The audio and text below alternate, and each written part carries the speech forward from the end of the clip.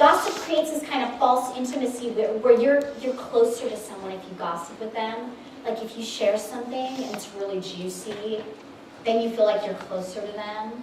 And Christians get away with this, or they think sometimes they get away with this by like saying, you really shouldn't tell anyone this, but we need to be praying for so-and-so. Come on, you know it, right? The line between prayer and gossip sometimes gets really quickly blurred, okay? We also have to be aware that there is this sense of empowerment, like we're better than people when we judge them.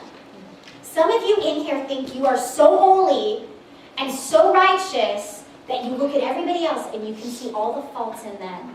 And when you look at them, it's really easy to gossip because their lives are really shattered. But you know what, ladies, that is a false sense of empowerment. That does not come from the Lord. With gossip, one of the key things we have to do is just learn to restrain our mouths.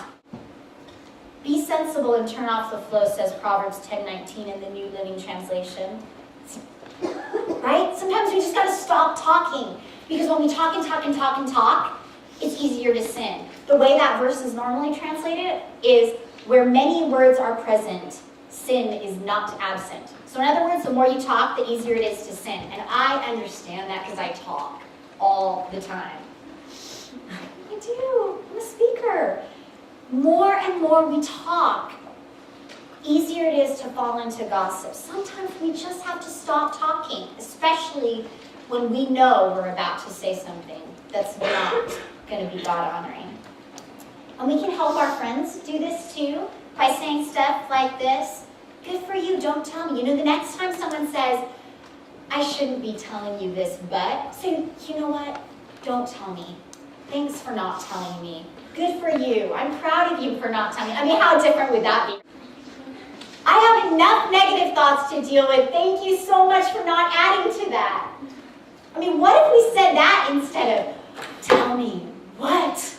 Because we all want to hear it, because it makes us feel better about ourselves when someone else is doing badly.